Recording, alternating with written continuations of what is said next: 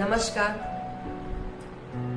હું ડૉક્ટર રીટાબેન નિકેશચંદ્ર ફૂલવાલા આપ સમક્ષ એક નવી પહેલની વાત લઈને આવી છું.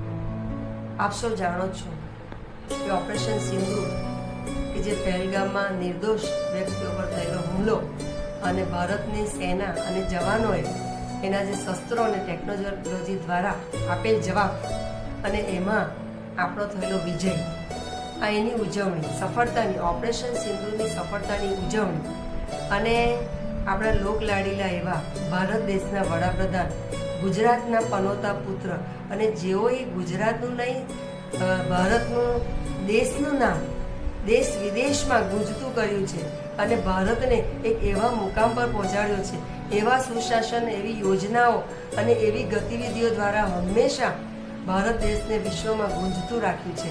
એવા આપણા સૌના લાડીલા આદરણીય શ્રી નરેન્દ્રભાઈ મોદી સાહેબનો જન્મદિવસ એટલે કે 17મી સપ્ટેમ્બર અને આ વર્ષે યોગાની યોગ એમને 75મું વર્ષ શરૂ થાય છે, એટલે કે અમૃત કાળમાં તેઓ પ્રવેશી રહ્યા છે.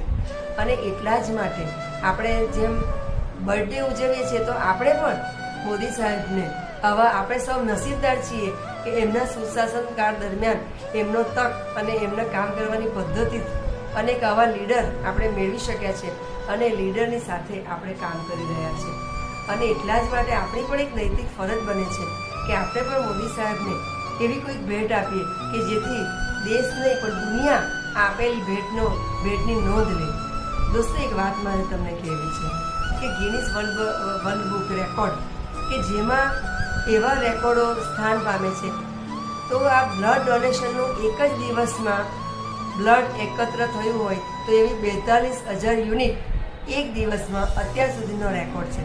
તો આ વર્ષે ગુજરાતની ખંતીલી ગુજ્જુ પ્રજાએ એવો નિર્ણય લીધો છે કે આપણે આ રેકોર્ડ બ્રેક કરીને 1 લાખ જેટલું યુનિટ બ્લડ ભેગું કરીએ અને મોદી સાહેબને જન્મદિવસે એની ભેટ આપીએ. અને તમને શું લાગે છે?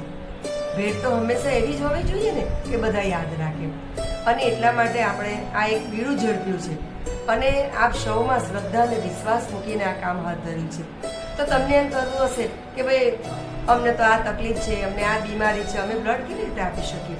ના, એવું નથી દોસ્તો. અને બ્લડ આપવાથી મારા એમાં બ્લડ ઘટી જાય તો એવું પણ નથી. તમને એક વાત જણાવી દઉં, વિજ્ઞાનની દ્રષ્ટિએ બ્લડ ડોનેટ કરવું જોઈએ. એટલીસ્ટ વર્ષમાં 2 વખત પણ આપણે બ્લડ ડોનેટ કરવું જોઈએ. તમે 1 યુનિટ બ્લડ આપશો તો 3 મહિનાની અંદર તમારું શરીર એ ઓટોમેટિક જ એ બ્લડને બનાવશે. અને ખરેખર બ્લડ અમુક ફેક્ટરી એવી છે કે જે ઈશ્વરે આપણા શરીર